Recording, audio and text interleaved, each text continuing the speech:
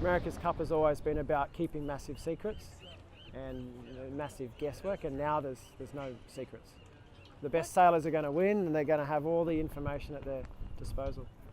The world of competitive sailing has long been a technological and strategic arms race. For decades, America's Cup teams have employed scouts to gather trade secrets and prevent their competitors from getting an advantage. So some yacht racing series move towards one design rules, making all boats identical and the competition more even.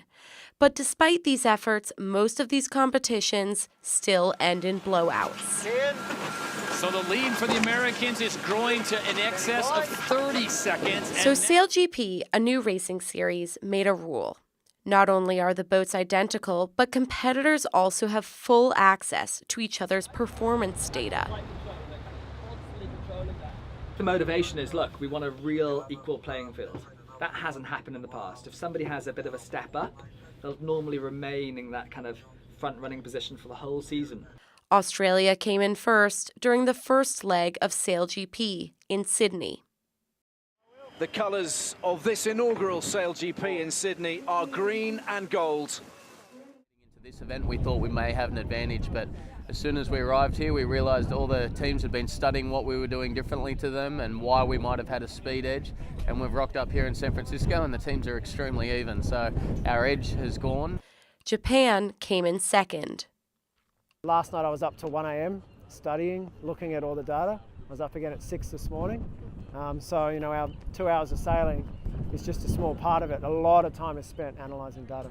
It is quite frustrating because you put so much time and effort into doing these manoeuvres and getting a step up on your rivals, and then for them to be able to see what you're doing and emulate it pretty quickly, it's a little frustrating, but we all knew the rules when we signed up. Often we're guessing what other boats are doing, and the data doesn't lie. I can go up to Tom in Australia and say, oh, you know, who was flying your boat today? Was it you or was Jason?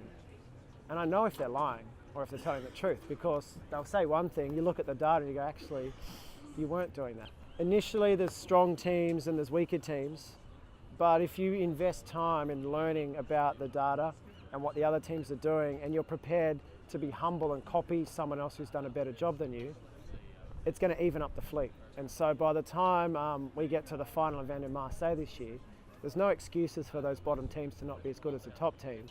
We'll see if an upset is in store in San Francisco Bay this weekend. This is Isabella Jibilian and Thomas Wucherpfennig, reporting for the Peninsula Press.